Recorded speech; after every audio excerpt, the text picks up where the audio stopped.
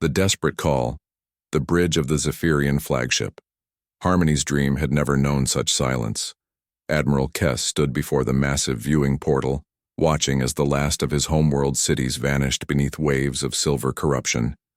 The cosmic plague had arrived faster than anyone predicted, consuming matter and energy alike, leaving only empty void where proud civilizations once thrived.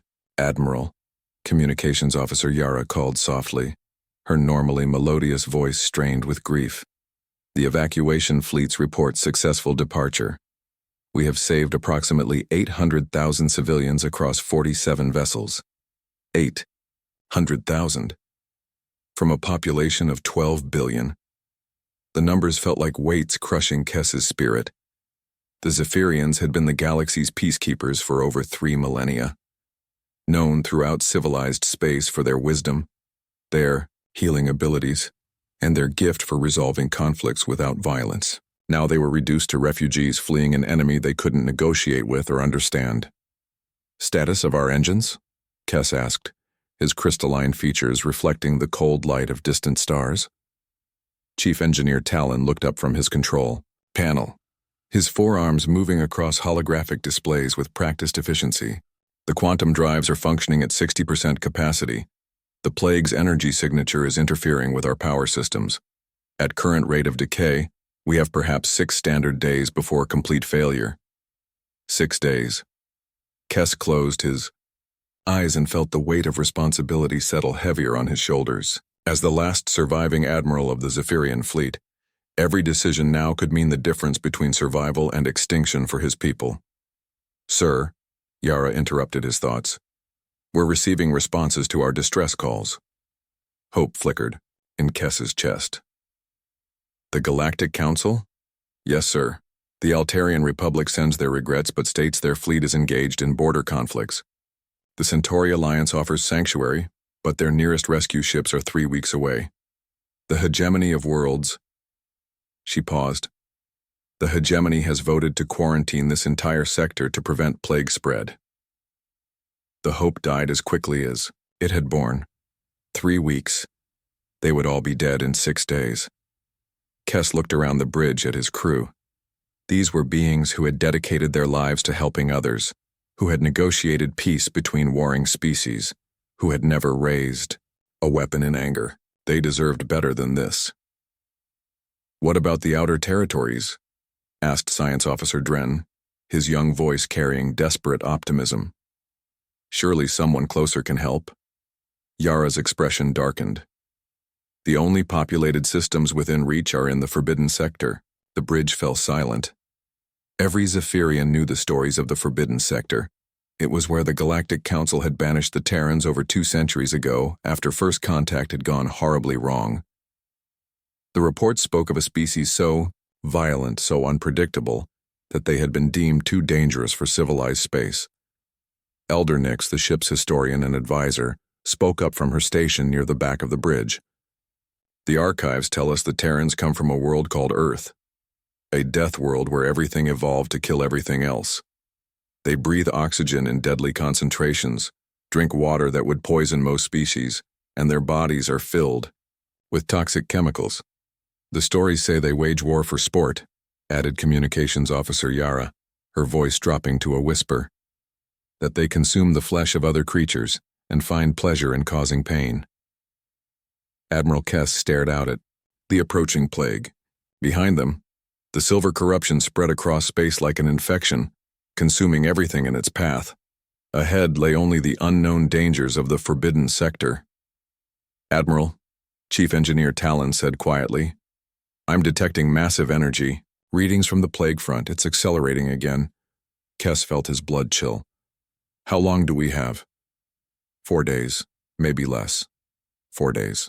The Admiral looked around at his crew, at the survivors of one of the galaxy's most peaceful civilizations.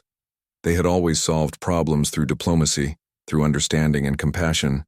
But how do you negotiate with cosmic death? How do you show compassion to something that has no concept of mercy? "Sir," Yara said hesitantly, "I have a complete star chart of the Forbidden Sector. There are 17 inhabited systems within range, all marked as Terran colonies." "Show me," Kess commanded. The main display changed to show a three-dimensional map of local space.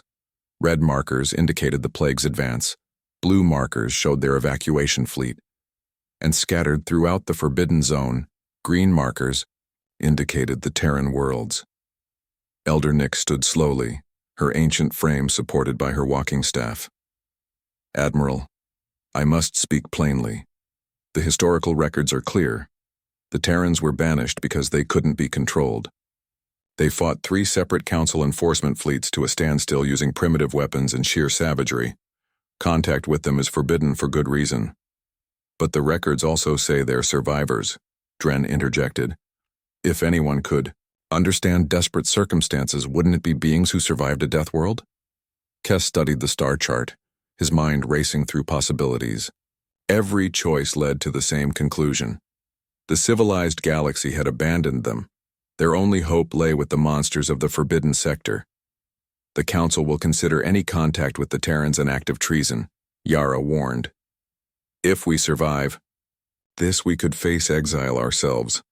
If we don't contact them, survival becomes irrelevant," Kess replied. He turned to address his crew. "I won't order anyone to participate in this. The choice must be voluntary. We're talking about sending a distress call to beings who might see us as prey rather than refugees." The bridge crew exchanged glances. These were beings raised in a culture of peace, taught that violence was the last resort of the desperate and the primitive. They had good reason to fear the Terrans.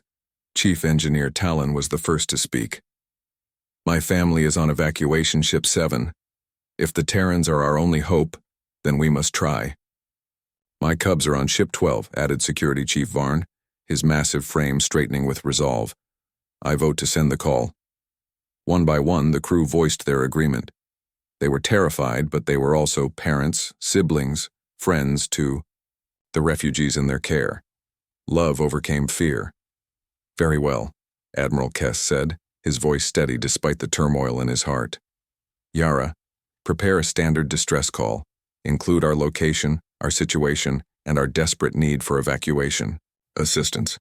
Translate it into every known language, including," he paused, "including Terran Basic." Yara's hands trembled as she worked at her console. "Message prepared, Admiral. Broadcasting on all frequencies." "Send it," Kess commanded. The bridge filled, with the familiar hum of the communications array as it boosted the signal to maximum power. Somewhere out in the darkness, their desperate plea was racing toward the Forbidden Sector at the speed of light. Now they could only wait and hope that their saviors would arrive before their executioners. As the hours passed, the plague crept closer. Kess found himself standing alone on the observation deck, watching the silver corruption devour another star system. The death of trillions of beings reduced to a pretty light show in the distance. "Admiral," came Yara's voice over the comm system, "I'm detecting unusual energy signatures from the direction of the Terran colonies. Multiple ships moving at high velocity." Kess felt his heart skip. "Are they headed toward us?" "Yes, sir. Estimated arrival in 18 hours. 18 hours. They would either be saved or destroyed by creatures the galaxy had deemed too dangerous to live among." Admiral Kess looked out at the approaching plague and wondered if they had just invited a worse fate than the one they were fleeing. But as he watched the stars, he thought of the 800,000 refugees depending on him. Parents holding children who would never see their homeworld again.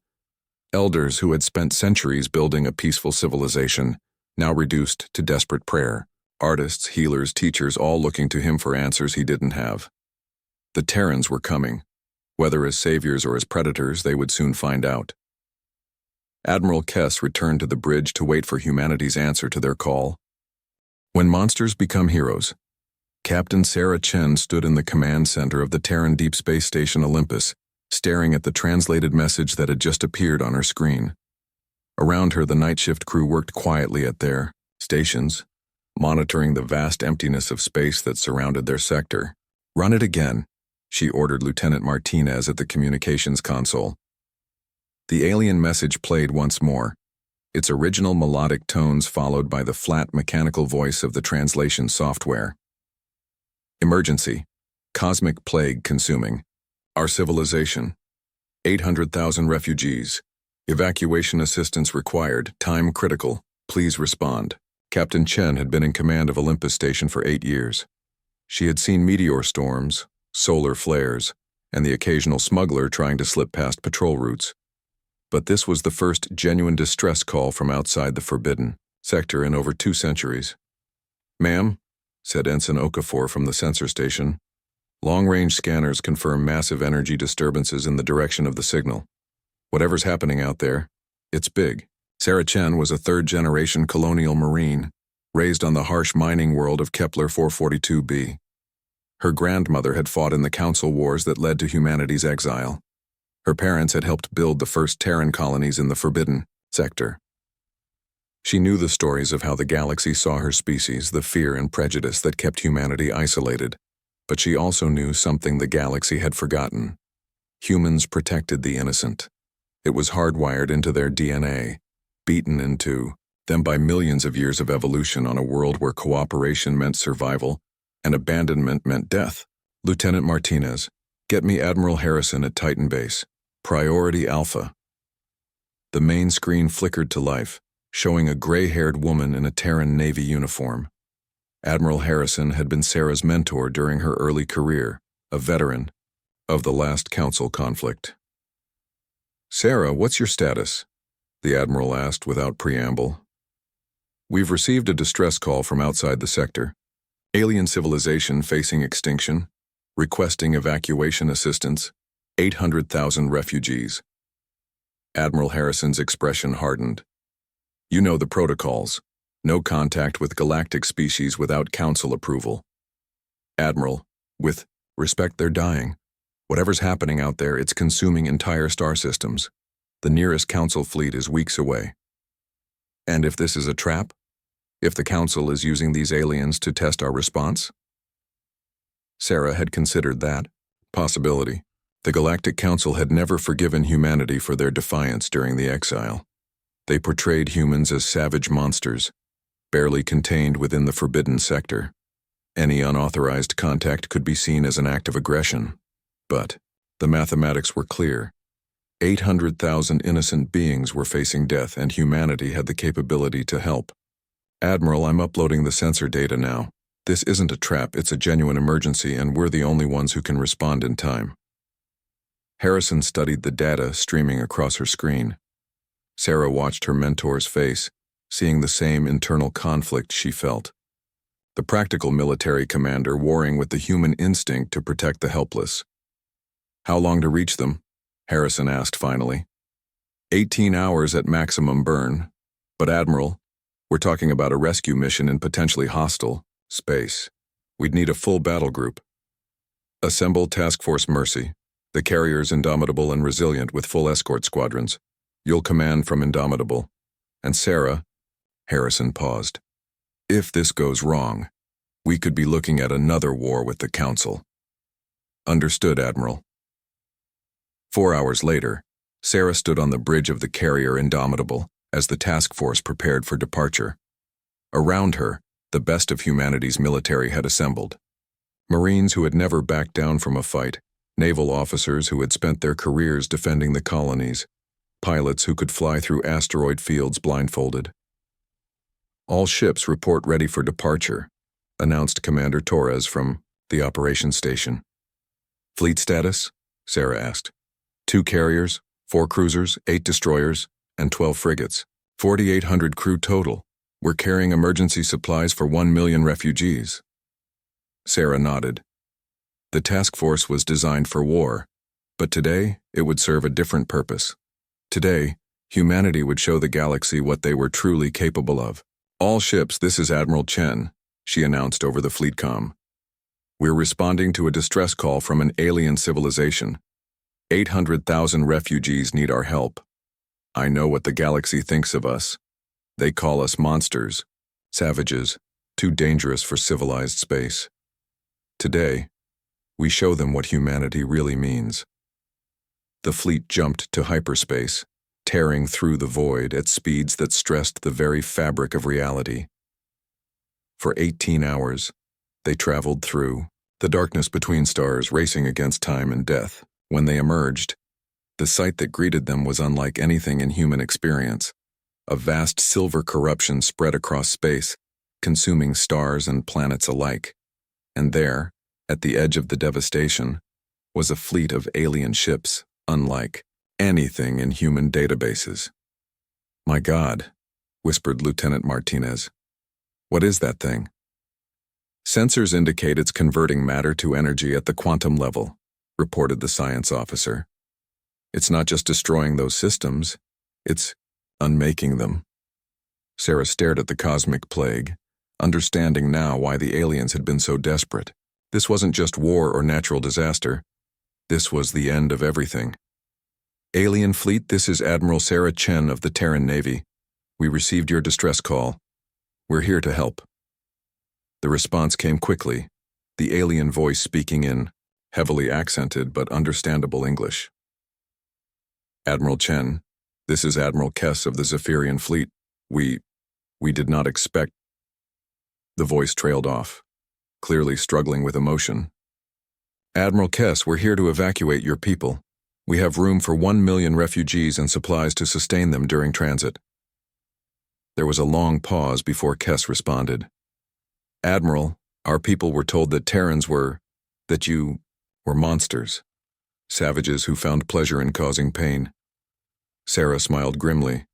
She had heard those stories her entire life. "Admiral, we may be monsters, but we're monsters who protect the innocent. That's what makes us human." The evacuation began immediately. Human shuttles moved between the alien ships, their crews working tirelessly to transfer refugees. Sarah watched the process from her bridge, seeing her people treating the aliens with the same care they would show their own families. "Admiral Chen," came Admiral Kess's voice over the comm. "Why are you doing this? Your people have been exiled, forbidden from entering galactic space. This act of mercy could bring the Council's wrath upon you." Sarah looked out at the cosmic plague, now dangerously close to the evacuation zone. "Admiral, there's something you need to understand about humanity. We evolved on a world that tried to kill us every day. We learned that the only way to survive was to protect each other. That instinct doesn't stop at species lines." "But the stories," Kess began. "The stories are true, Admiral. We are violent. We are dangerous. We have fought wars and done terrible things. But we also have something the galaxy forgot to mention. We have honor. We have compassion. And we never, ever leave the innocent to die." As the last refugees were loaded aboard the human vessels, the cosmic plague reached critical proximity. The alien fleet was dying, their ship's systems failing as the silver corruption approached. "All vessels, emergency jump in 30 seconds, Sarah ordered. "Get us out of here." The combined human and alien fleet jumped to hyperspace just as the plague consumed the space they had occupied. In the safety of hyperspace, Sarah finally allowed herself to breathe. "Admiral Kess," she said over the comm, "welcome to the Forbidden Sector. You're safe now." "Admiral Chen," came the reply. "On behalf of my people, thank you. The galaxy was wrong about your species. You are not monsters. You are heroes." Sarah smiled, thinking of the 800,000 refugees now under human protection.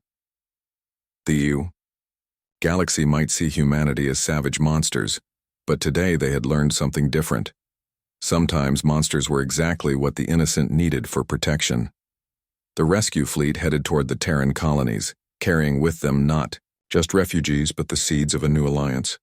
The galaxy would never be the same. As Sarah watched the stars stream past in hyperspace, she knew that this moment would be remembered as the day humanity showed the galaxy their true nature, not as conquerors or destroyers, but as protectors of the innocent and defenders of the helpless.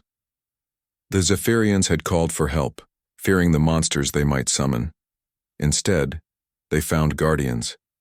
And in the vast darkness of space, a new chapter in galactic history began to unfold.